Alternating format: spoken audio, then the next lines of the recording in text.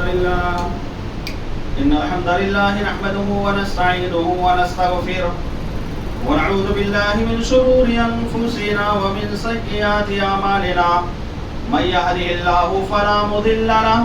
ومن يضلله فلا هادي له وأشهد أن لا إله إلا الله وحده لا شريك له وأشهد أن محمدا عبده ورسوله يا أيها الذين آمنوا اتقوا الله حق تقاته ولا تموتن إلا وأنتم مسلمون يا أيها الناس اتقوا ربكم الذي خلقكم من نفس واحدة وخلق منها زوجها وبث منهما رجالا كثيرا ونساء واتقوا الله الذي تساءلون به والأرحام إن الله كان عليكم رقيبا يا أيها الذين آمنوا اتقوا الله وقولوا قولا سديدا يصلح لكم أعمالكم ويغفر لكم ذنوبكم ومن يطع الله ورسوله فقد فاز فوزا عظيما أما بعد فإن خير الحديث كتاب الله وخير الهدي هدي محمد صلى الله عليه وسلم وشر الأمور محدثاتها وكل محدثات بدعة وكل بدعة ضلالة وكل ضلالة في النار قال الله تبارك وتعالى في القرآن المجيد والفرقان الحميد أعوذ بالله من الشيطان الرجيم بسم الله الرحمن الرحيم قاف والقرآن المجيد بل عجبوا أن جاءهم منذر منهم فقال الكافرون هذا شيء عجيب أئذا متنا وكنا ترابا ذلك رجع بعيد قد علمنا ما تنقص الأرض منهم وعندنا كتاب حفيظ بل كذبوا بالحق لما جاءهم فهم في أمر مريج أفلم ينظروا إلى السماء فوقهم كيف بنيناها وزيناها وما لها من فروج والأرض مددناها وألقينا فيها رواسي وأنبتنا فيها من كل زوج بهيج تبصرة وذكرى لكل عبد منيب ونزلنا من السماء ماء مباركا فأنبتنا به جنات وحب الحصيد والنخل باسقات لها طلع نضيد رزقا للعباد وأحيينا به بلدة ميتا كذلك الخروج كذبت قبلهم قوم نوح وأصحاب الرس وثمود وعاد وفرعون وإخوان لوط وأصحاب الأيكة وقوم تبع كل كذب الرسل فحق وعيد أفعينا بالخلق الأول بل هم في لبس من خلق جديد قال الله تبارك وتعالى في القرآن المجيد ومن زحزح عن النار وأدخل الجنة فقد فاز وما الحياة الدنيا إلا متاع الغرور وقال النبي صلى الله عليه وسلم من شهد أن لا إله إلا الله وأن محمد رسول الله حرم الله عليه النار معزز و مکرم سامعین کرام حاضرین جمعہ تمام قسم کی تعریفات و توصیفات اس اللہ رب العالمین کے لیے لائق و زیبا ہے جو ہمارا خالق ہے، مالک ہے، رازق ہے، مشفق ہے، مربی ہے، پالنہار ہے، جس نے ہم تمام لوگوں کو پیدا کیا اور پیدا کرنے کے بعد یوں ہی ہمیں جانوروں کی طرح بھٹکتا ہوا نہیں چھوڑا، بلکہ ہماری رشد و ہدایت کے خاطر اس روئے زمین پر بے شمار انبیاء کرام کو بھیجتا رہا. انہی انبیاء کرام میں سے آخری کڑی ہمارے آخری نبی جناب محمد عربی صلی اللہ علیہ وسلم ہیں، جنہوں نے ہم تمام لوگوں کو اس روئے زمین پر زندگی گزارنے کا طریقہ بتلانے کے ساتھ ساتھ شریعت میں کن کن چیزوں پر عمل کیا جائے گا اور کن کن چیزوں سے اپنے آپ کو روک کر کے رکھا جائے گا، ان ساری چیزوں کے بارے میں نبی کریم صلی اللہ علیہ وسلم نے اپنی احادیث مبارکہ میں اور اللہ رب العالمین نے اپنے کلام پاک یعنی قرآن مجید کے اندر صاف طور سے بیان کر دیا ہے. میرے بھائیوں اور دوستوں، ہر انسان کی یہ تمنا اور یہ خواہش ہوتی ہے جس کے لیے ہر انسان اللہ رب العالمین سے یہ دعا کرتا ہے کہ الہ العالمین تو ہم کو کل بروز قیامت جہنم کے عذاب سے بچا کر جنت میں داخل کر دے، کیونکہ در حقیقت یہی وہ کامیابی ہے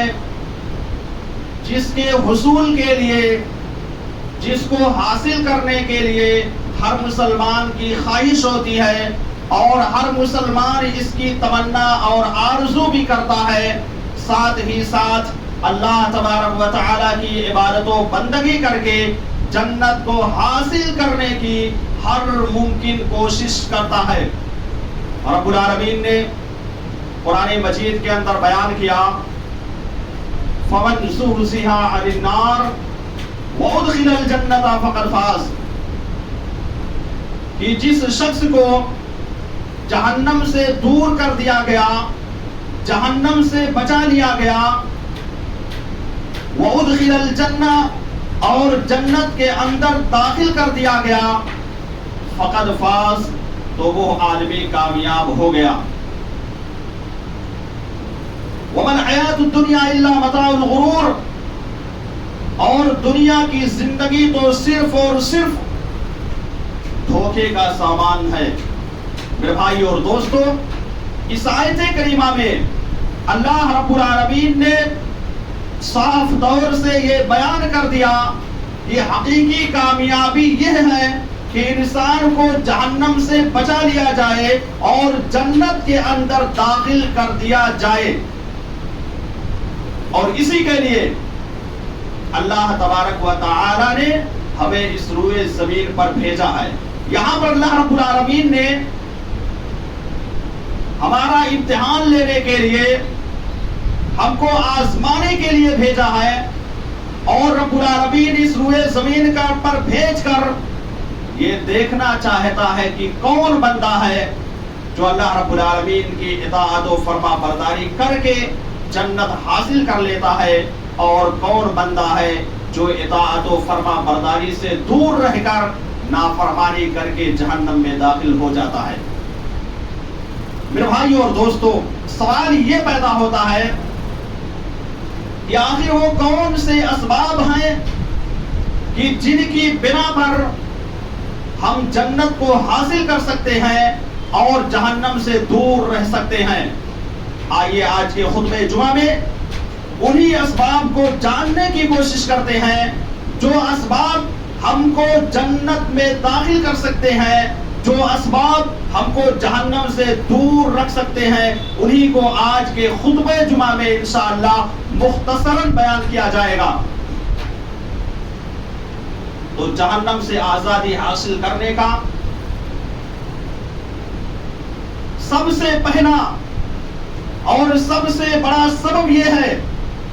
کہ اللہ رب العالمین کی وحدانیت کو تسلیم کیا جائے، توحید کا اقرار کیا جائے،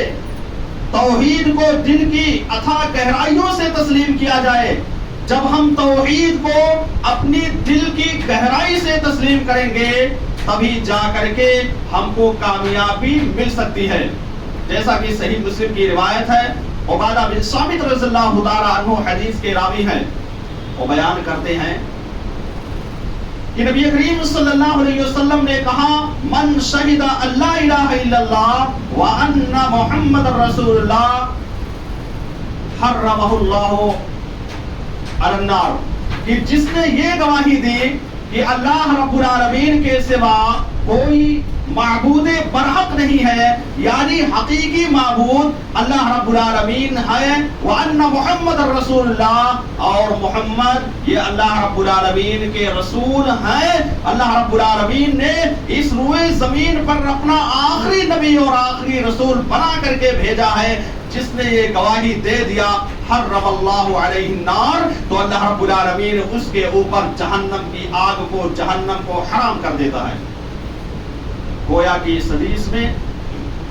نبی کریم صلی اللہ علیہ وسلم نے یہ بیان کر دیا کہ رب العالمین کی وحدانیت کو تسلیم کرنے والا،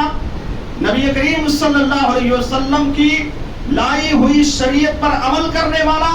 نبی کو اپنا آخری نبی ماننے والا شخص جہنم سے نجات حاصل کر سکتا ہے. اسی طرح سے حضرت عمر بن خطاب رضی اللہ تعالی عنہ بیان کرتے ہیں کہ اللہ کے نبی صلی اللہ علیہ وسلم بار بار یہ جملہ کہا کرتے تھے، انی لأعلم کلمۃ لا یقولها عبد حقا من قلبی فیموت علی ذلک الا حرمہ اللہ علی النار، کہ میں ایک ایسا کلمہ جانتا ہوں، انی لأعلم کلمۃ، میں ایک ایسا کلمہ جانتا ہوں جس کو اگر کوئی بندہ مومن صدق دل کے ساتھ کہہ دے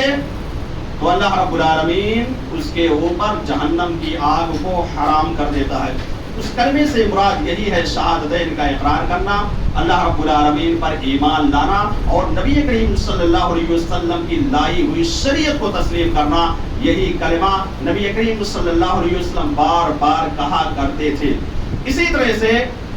حضرت عثمان رضی اللہ تعالی عنہ بیان کرتے ہیں ان اللہ حرم علی النار من قال لا الہ الا اللہ یبتغی بها وجہ اللہ، کہ اللہ رب العالمین ایسے آدمی کے اوپر جہنم کو حرام کر دیتا ہے جو اپنے دل کی گہرائیوں کے ساتھ کہتا ہے کہ اللہ رب العالمین کے سوا کوئی معبود برحق نہیں ہے، تو رب العالمین ایسے آدمی کو جہنم سے بچا لیتا ہے.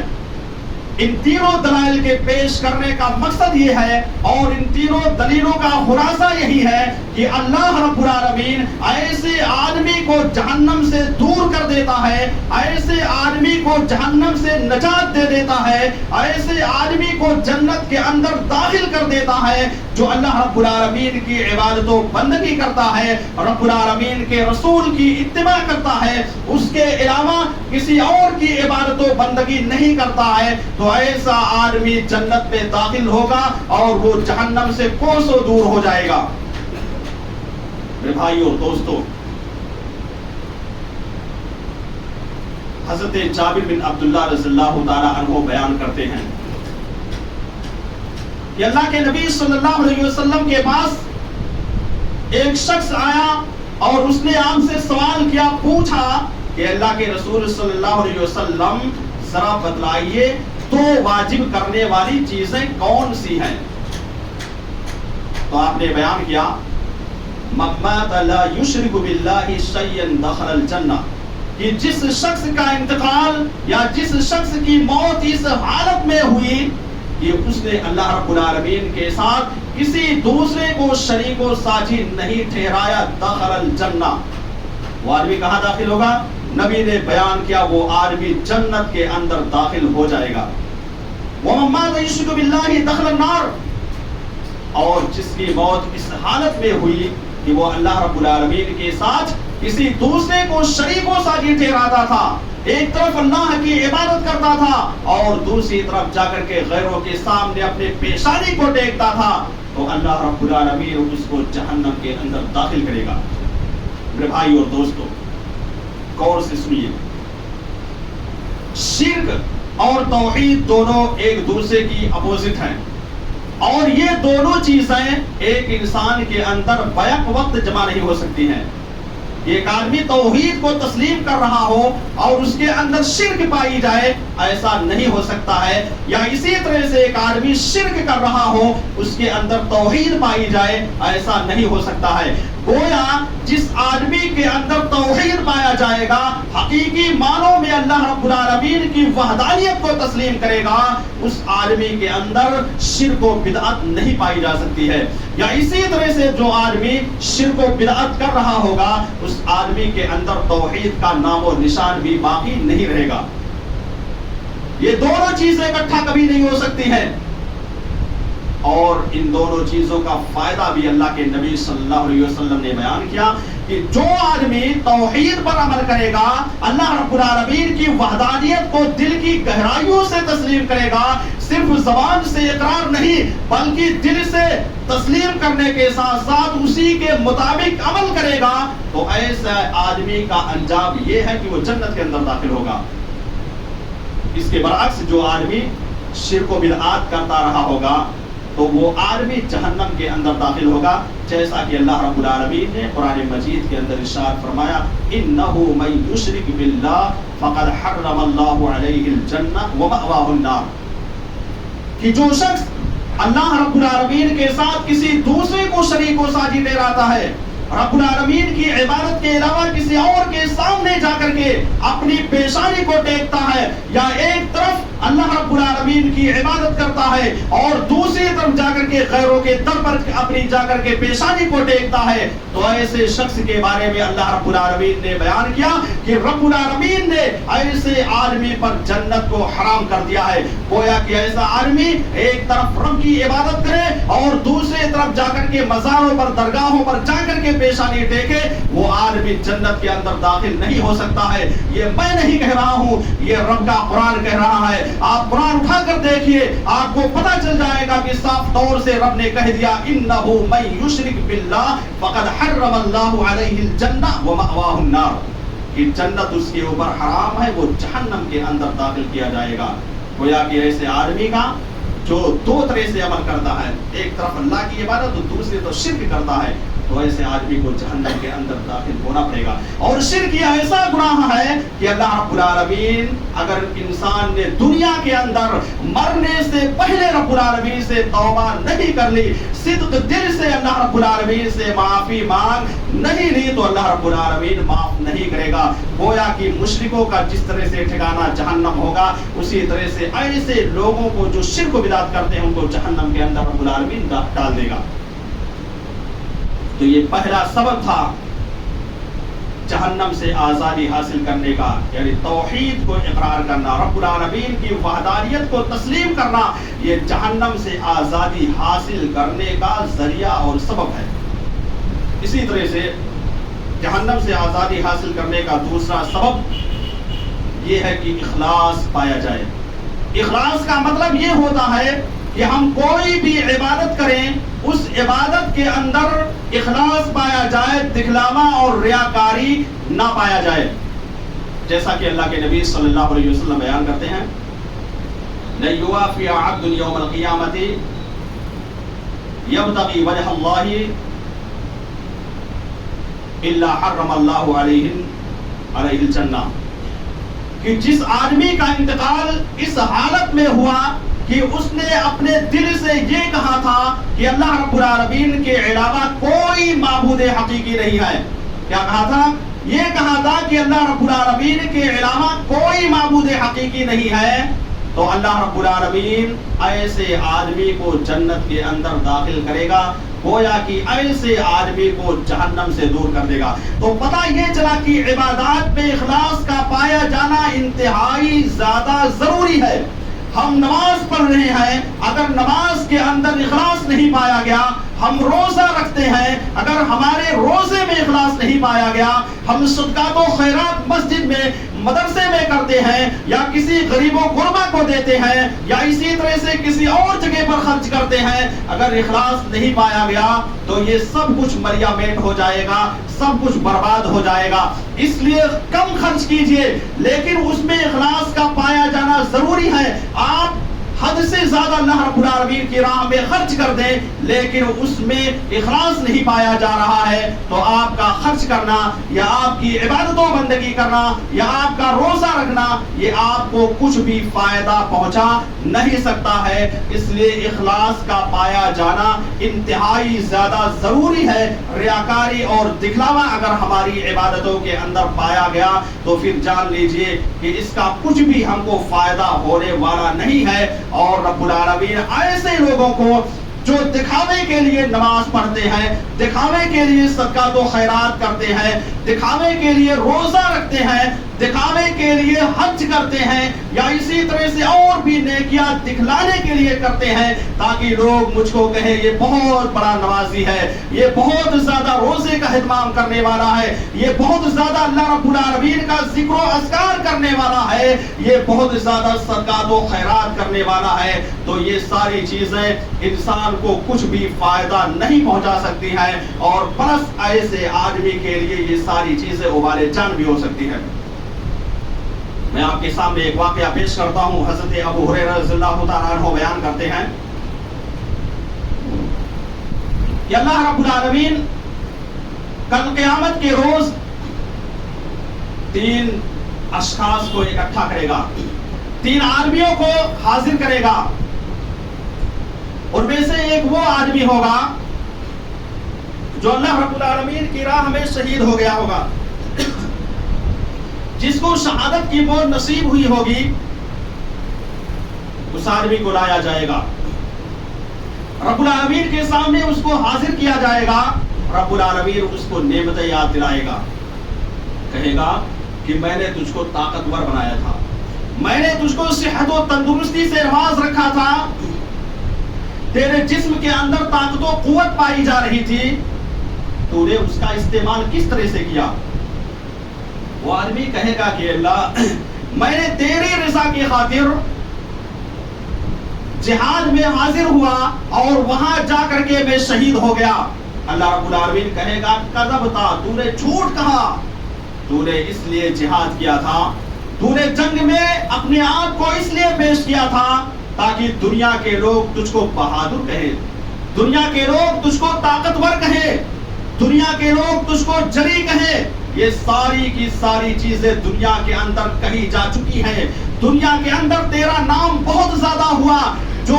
تو چاہتا تھا وہ دنیا کے اندر ہو گیا. اللہ رب العالمین اپنے فرشتوں کو بلائے گا, کہے گا او میرے فرشتوں ادھر آؤ اور اس آدمی کو منہ کے بل گھسیٹ کر کے جہنم کے اندر داخل کر دو. رب العالمین کے فرمان کو سننے کے بعد فوراً وہ فرشتے اس آدمی کو جو جہاد کرنے والا تھا, جو شہید ہو گیا تھا, اس کو جہنم کے اندر لے جا کر کے ڈال دیں گے. اسی طرح سے ایک عالم دین کو لایا جائے گا, ایک حافظ قرآن کو لایا جائے گا, جس نے دنیا کے اندر شریعت کا علم حاصل کیا تھا, جس نے قرآن کریم کو حفظ کیا تھا, جو قرآن و حدیث کے دروس کو دیا کرتا تھا. اس آدمی کو, اس عالم دین کو لا کر کے حاضر کیا جائے گا. اللہ رب العالمین کہے گا, اس نعمت کو یاد دلائے گا اور پوچھے گا کہ تجھ کو یہ نعمت ملی ہوئی تھی, تو نے ان نعمتوں کو کیا کیا, کس جگہ پر استعمال کیا؟ وہ آدمی کہے گا کہ اللہ میں نے تیری رضا کے خاطر علم دین کو حاصل کیا تھا اور لوگوں کے سامنے قرآن و حدیث کی تعلیم دی, لوگوں کو قرآن سکھایا, لوگوں کو نماز پڑھایا, لوگوں کو خطبہ دے کر کے قرآن و حدیث کی باتیں سمجھائی. اللہ رب العالمین کہے گا کذبتا, تو نے جھوٹ کہا, تو نے علم دین اس لیے حاصل کیا تھا تاکہ لوگ تجھ کو عالم کہیں, تو نے قرآن کریم کو اس لیے حفظ کیا تھا تاکہ دنیا کے اندر تجھ کو لوگ قاری قرآن کہے, حافظ قرآن کہے. تیرا مقصد یہ تھا کہ لوگ تیرا نام لینے والا ہو جائے اور دنیا کے اندر یہ کہا جا چکا, یعنی تیری نیت یہ تھی, تیرے اندر ریاکاری پایا جا رہا تھا. اس لیے اللہ رب العالمین کہے گا کہ اپنے فرشتوں کو بلا کر کہ اس آدمی کو بھی, اس عالم دین کو منہ کے بل گھسیٹ کر جہنم کے اندر داخل کر دو. اب تیسرے آدمی کو لایا جائے گا. تیسرا آدمی وہ ہوگا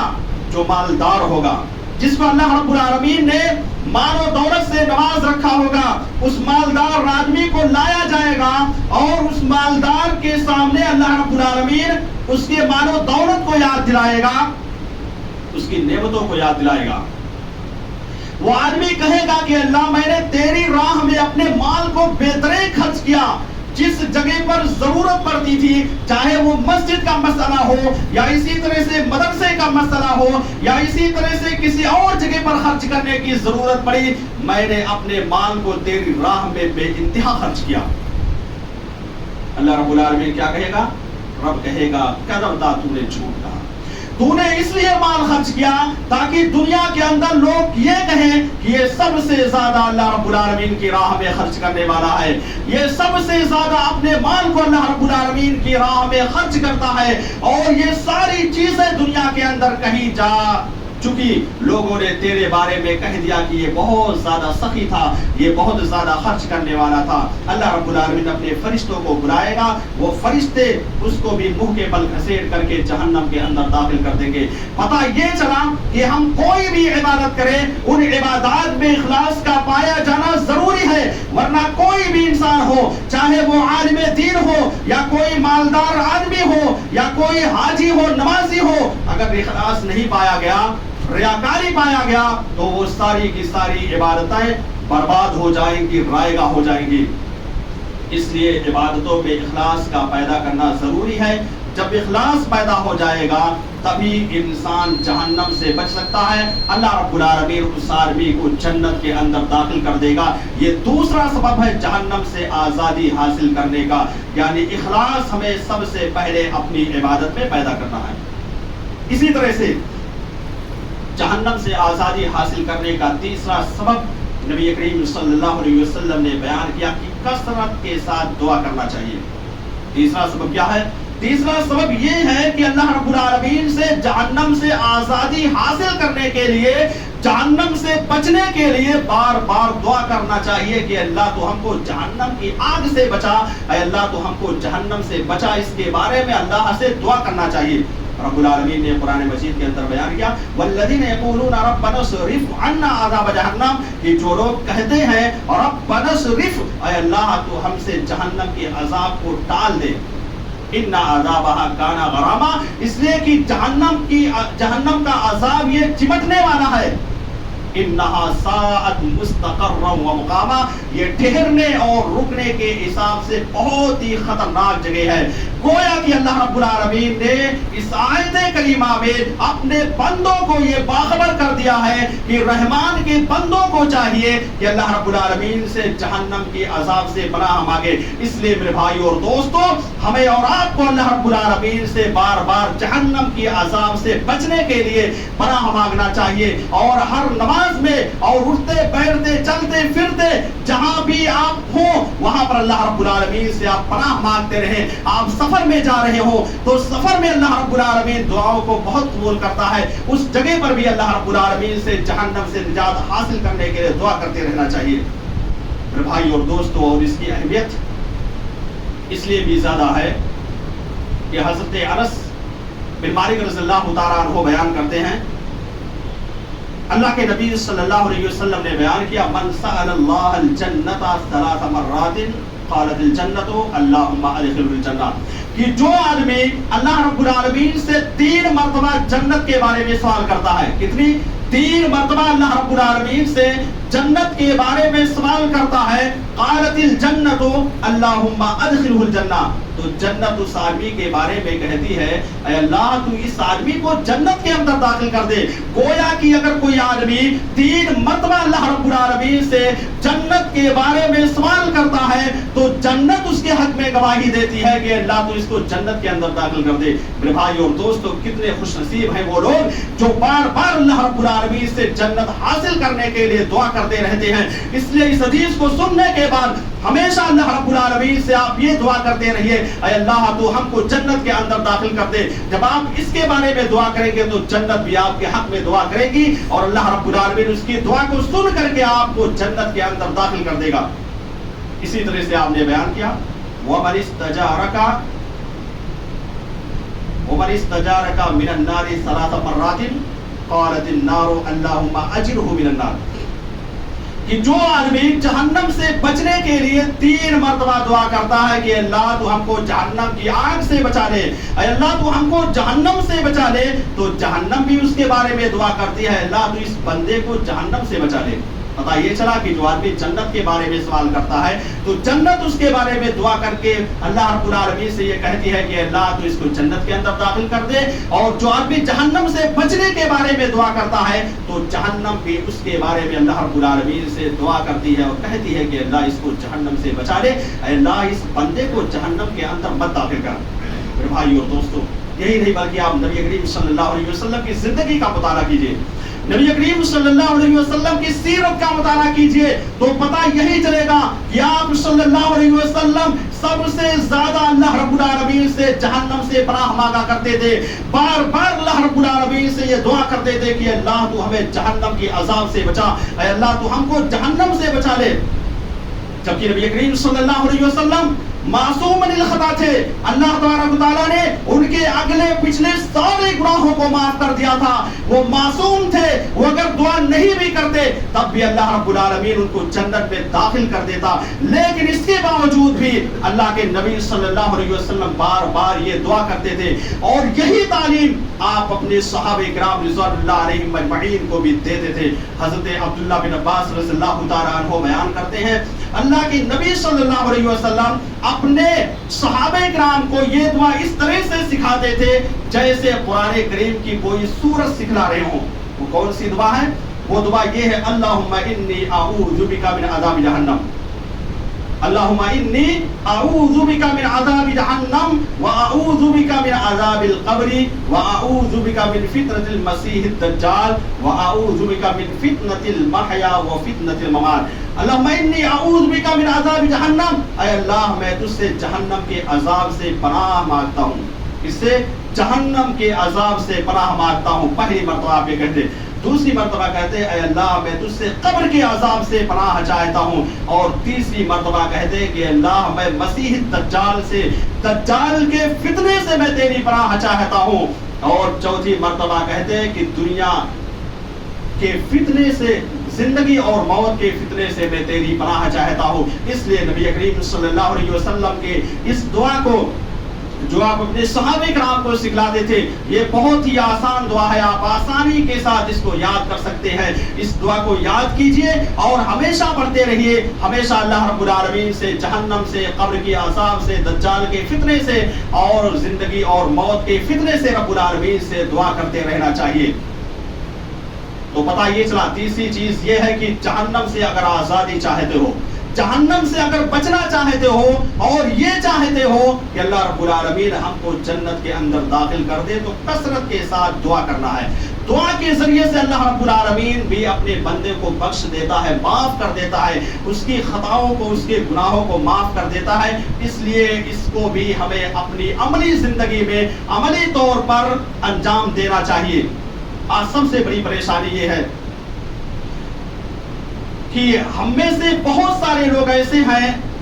جو نماز ہی نہیں پڑھتے ہیں۔ جب نماز نہیں پڑھیں گے تو بتلائیے ان کو یہ دعائیں کیسے یاد رہیں گی اور کیسے اس کا اہتمام کر پائیں گے؟ اس لیے آپ سب سے پہلے نماز پڑھنے کا اہتمام کیجیے۔ جب نماز پڑھنے کا اہتمام کریں گے تو یہ ساری کی ساری دعائیں خود بخود آپ کی زبان پر جاری ہو جائیں گی۔ آپ اللہ رب العالمین سے دعا کرتے رہیں گے۔ ٹھیک ہے، اگر آپ کو عربی زبان میں نہیں یاد ہوا ہے تو آپ جس بھی لینگویج میں، جس بھی بھاشے میں اللہ رب العالمین سے دعا کرنا چاہتے ہیں آپ دعا کر سکتے ہیں۔ اللہ رب العالمین ہر طرح کی لینگویج اور بھاشے کو سمجھتا ہے اور وہ سب کی دعاؤں کو قبول کر لیتا ہے۔ اس لیے جیسا بھی ہو سکے آپ اللہ رب العالمین سے جہنم سے، قبر سے، دجال کے فتنے سے دعا کرتے رہیے بچنے کے لیے۔ اسی طرح سے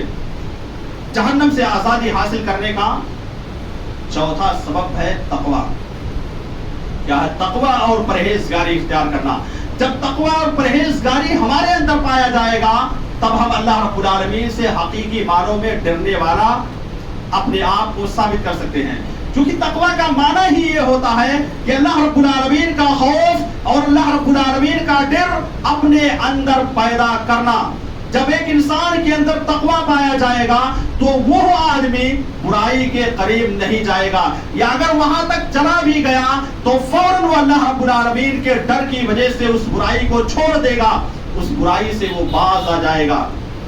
اس برائی سے وہ آدمی رک جائے گا۔ اس لیے تقوی پیدا کرنا بہت ہی ضروری ہے۔ اللہ رب العالمین قرآن مجید کے اندر ارشاد فرماتے ہیں وَإِن مِّنكُمْ إِلَّا وَارِدُهَا كَانَ عَلَىٰ رَبِّكَ حَتْمًا مَّقْضِيًّا، کہ تم میں سے کوئی ایسا شخص نہیں ہے جس کو جہنم سے گزرنا نہ پڑے۔ كَانَ عَلَىٰ رَبِّكَ حَتْمًا مَّقْضِيًّا، یہ تمہارے رب کا حتمی فیصلہ ہے، یعنی پل صراط سے ہر انسان کو گزرنا ہے۔ کوئی بھی آدمی یہ نہیں کہہ سکتا ہے کہ ہم کو پل صراط سے نہیں گزرنا ہے، سبھی لوگوں کو اس سے گزرنا ہے۔ اور آگے اللہ نے بیان کیا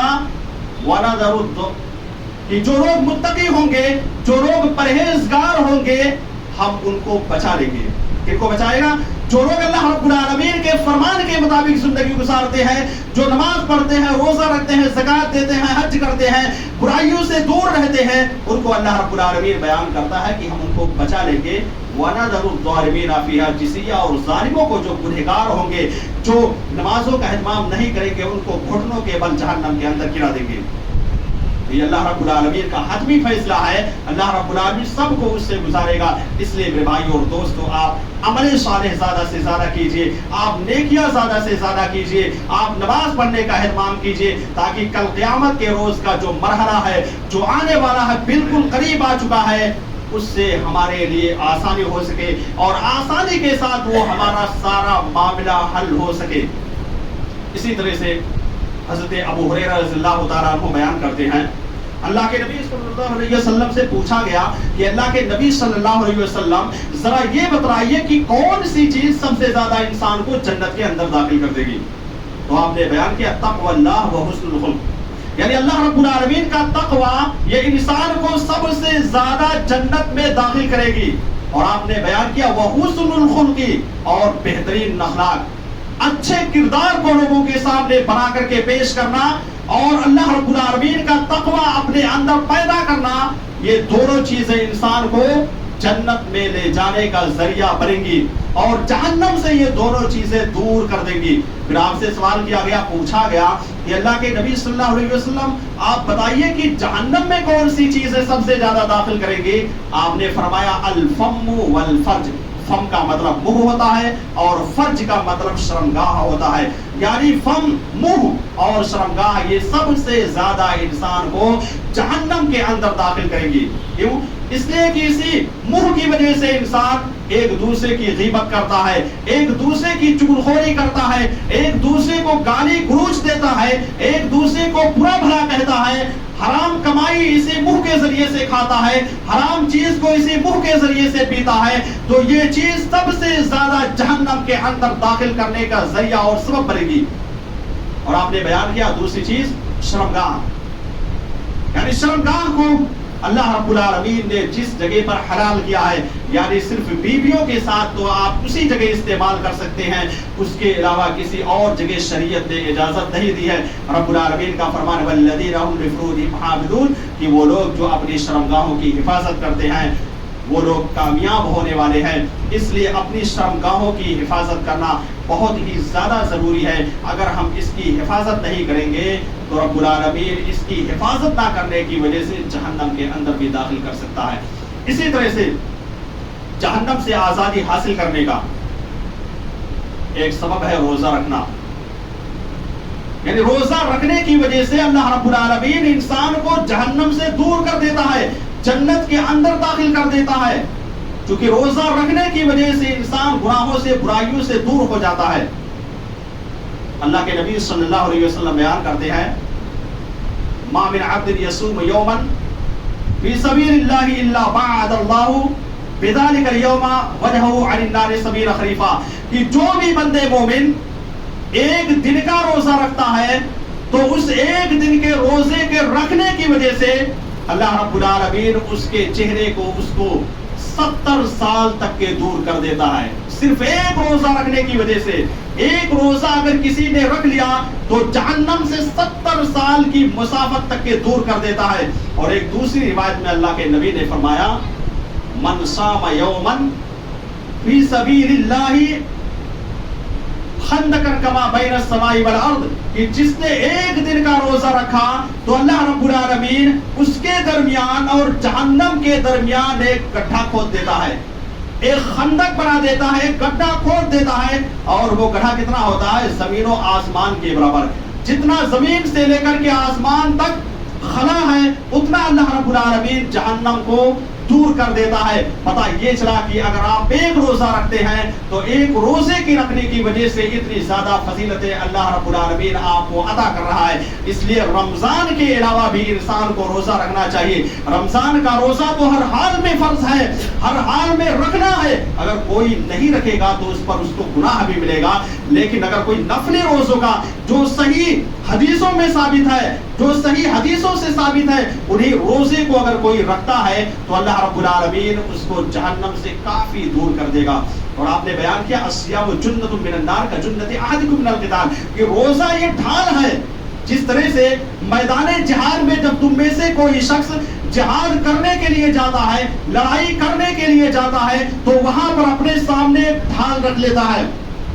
تاکہ ادھر سے کوئی تیر وغیرہ چلائے یا کوئی اور چیز پھینک کر کے مارنا چاہے تو وہ ڈھال اس کو روک لے اور اس کے اوپر پڑنے نہ پائے. ٹھیک اسی طرح سے جب بندے مومن روزہ رکھتا ہے تو روزہ کے رکھنے کی وجہ سے یہ روزہ جب وہ گناہ کرنے کا ارادہ کرتا ہے تو یہ فوراً ڈھال بن کر کے روک دیتا ہے. گویا کہ روزہ رکھنے کی وجہ سے انسان برائیوں سے دور رہتا ہے. اس لیے روزے کا زیادہ سے زیادہ اہتمام کرنا چاہیے. ایک تو آپ جہنم سے کافی دور ہو جائیں گے، جہنم سے اللہ رب العالمین آپ کو نجات دے دے گا. اور دوسری چیز، اگر آپ کے دل میں شیطان نے وسوسہ ڈال دیا برائی کرنے کا تو یہی روزہ آپ کے سامنے ڈھال بن جائے گا اور آپ کو برائیوں سے روک لے گا. اسی طرح سے جہنم سے آزادی حاصل کرنے کا ایک ذریعہ یہ ہے کہ اگر کسی آدمی کی 40 دن تک کے نماز جماعت کے ساتھ تکبیر تحریمہ کے تکبیر اولا کے ساتھ اگر کسی نے ادا کر لی تو اللہ رب العالمین اس کو بھی جہنم سے دور کر دیتا ہے. اللہ کے نبی فرماتے ہیں من صلی للہ 40 یوما فی جماعت 40 یوما فی جماعت کتب له براءتان براءۃ من النار و براءۃ من النفاق، کہ جس نے 40 روز تک جماعت کے ساتھ حاضر ہو کر کے اور تکبیر تحریمہ یعنی امام نے اللہ اکبر کہا اس میں شامل ہو کر کے اگر کسی نے 40 دن تک نماز ادا کر لی تو اللہ رب العالمین اس کو جہنم سے بری کر دیتا ہے، جہنم سے اس کو دور کر دیتا ہے اور ساتھ ہی ساتھ اس کے اندر سے نفاق جیسی مہلک بیماری کا بھی خاتمہ کر دیتا ہے. میرے بھائی اور دوستو، یہ 40 دن تک نماز پڑھنا کوئی مشکل کام نہیں ہے. 40 دن میں 200 نمازیں آتی ہیں. 200 نماز آپ پڑھ لیں اگر تکبیر اولا کے ساتھ جماعت میں حاضر ہو کر کے تو اللہ رب العالمین آپ کو جہنم سے آزاد کر دے گا، جہنم سے آپ کو دور کر دے گا اور ساتھ ہی ساتھ نفاق جیسی مہلک بیماری کو بھی ختم کر دے گا. اسی طرح سے جہنم سے آزادی حاصل کرنے کے اسباب میں سے ایک سبب یہ ہے کہ فجر اور عصر کی نماز پر مداومت برتی جائے، یعنی پابندی کے ساتھ فجر کی نماز اور عصر کی نماز ادا کی جائے. ویسے تو پانچوں نمازوں کو پابندی کے ساتھ پڑھنا ہے، کسی بھی نماز میں چھوٹ نہیں ہے، لیکن ان دونوں نمازوں کی فضیلت اور نمازوں کی بنسبت بہت ہی زیادہ ہے. اللہ کے نبی صلی اللہ علیہ وسلم بیان کرتے ہیں کہ جس نے سورج طلوع ہونے سے پہلے یعنی فجر کی نماز اور سورج غروب ہونے سے پہلے یعنی عصر کی نماز پر مداومت برتا برابر پڑھتا رہا تو اللہ رب العالمین ایسے آدمی کو جہنم سے دور کر دیتا ہے اور جنت کے اندر داخل کر دیا ہے. ایک دوسری حدیث میں آپ نے بیان کیا من صلی البردین دخل الجنہ، جس نے 2 ٹھنڈی نمازوں پر مداومت برتی یعنی فجر اور عصر کی نماز پابندی کے ساتھ ادا کرتا رہا تو وہ آدمی جنت کے اندر داخل ہوگا. اسی طرح سے فجر کے سلسلہ میں ایک روایت آتی ہے جس میں آپ صلی اللہ علیہ وسلم نے بیان کیا کہ اگر کوئی آدمی عشاء کی نماز جماعت کے ساتھ پڑھ لیتا ہے تو جماعت کے ساتھ پڑھنے کی وجہ سے اللہ رب العالمین اس کو آدھی رات کا اجر و ثواب دیتا ہے. لیکن اسی جگہ پر عشاء کی نماز بھی جماعت کے ساتھ ادا کی اور فجر کی نماز بھی جماعت کے ساتھ ادا کر لی تو گویا کہ اس نے پوری رات اللہ رب العالمین کی عبادت و بندگی کی. سبحان اللہ، اللہ رب العالمین کتنا بڑا اپنے بندے پر رحیم ہے. اتنی ساری نیکیاں موجود ہیں، برک برک پر قدم قدم پر نیکیاں مل رہی ہیں، لیکن اس کے باوجود ہم میں سے اکثر و بیشتر لوگ تقریباً 80-90% لوگ ایسے موجود ہیں جو ان نیکیوں کو حاصل نہیں کرنا چاہتے ہیں۔ آپ جمعہ کے علاوہ دیکھیے، جیسے جمعہ کی نماز ختم ہوتی ہے، عصر کی نماز سے شروع ہو جاتا ہے، وہی 10-15 لوگ رہتے ہیں۔ میرے بھائی اور دوستو، کیا سمجھ رکھے ہو، یہ دنیا کی زندگی دائمی زندگی ہے؟ یہ ہماری اور آپ کی سوچ بالکل غلط ہے۔ یہ دائمی زندگی نہیں ہے، یہ چند دن کی زندگی ہے، یہ زندگی ختم ہونے والی ہے۔ اور یہاں پر اللہ رب العالمین نے ہمیں آزمائش کے لیے بھیجا ہے، ہمارا امتحان لینے کے لیے بھیجا ہے، اور اللہ رب العالمین یہ دیکھے گا کہ کون بندہ اس امتحان میں کامیاب ہو رہا ہے اور کون بندہ ناکام ہو رہا ہے۔ میرے بھائی اور دوستو، آپ نماز کا اہتمام کیجئے، عشاء کی نماز بھی پابندی کے ساتھ جماعت کے ساتھ ادا کیجئے، فجر کی نماز آ کر کے جماعت میں حاضر ہو کر کے پڑھ لیجئے۔ اللہ رب العالمین پوری رات کے اجر و ثواب کو لکھ دیتا ہے۔ اللہ رب العالمین سے میں دعا کرتا ہوں کہ الہ العالمین ہم تمام لوگوں کو تو جہنم کے عذاب سے بچا دے۔ الہ العالمین تو ہم تمام لوگوں کو عمل صالح کرنے کی توفیق عطا فرما۔ الہ العالمین تو ہمیں نماز کا پابند بنا دے۔ الہ العالمین ہم میں سے جو بھی مسلمان بھائی نماز کی اہمیت کو نہیں جانتے ہیں، اللہ تو ان کے دل و دماغ کے اندر نماز کی اہمیت کو ڈال دے۔ الہ العالمین جو بیمار ہو، مریض ہو، اے اللہ تو ان کو شفاء کاملہ و عاجلہ عطا فرما۔ آمین وآخر دعوانا ان الحمدللہ رب العالمین۔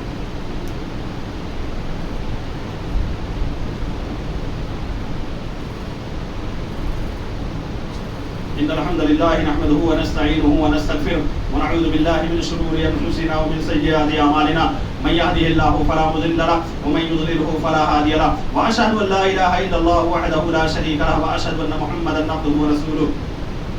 إن الله وملائكته يصلون على النبي يا أيها الذين آمنوا صلوا عليه وسلموا تسليما اللهم صل على محمد وعلى ال محمد كما صليت على ابراهيم وعلى ال ابراهيم انك حميد مجيد اللهم بارك على محمد وعلى ال محمد كما باركت على ابراهيم وعلى ال ابراهيم انك حميد مجيد عباد الله رحمكم الله ان الله يأمر بالعدل والاحسان وايتاء ذي القربى وينهى عن الفحشاء والمنكر والبغي يعظكم لعلكم تذكرون اذكروا الله يذكركم وادعوه يستجب لكم ولذكر الله تعالى وعلى واجل واتم واكبر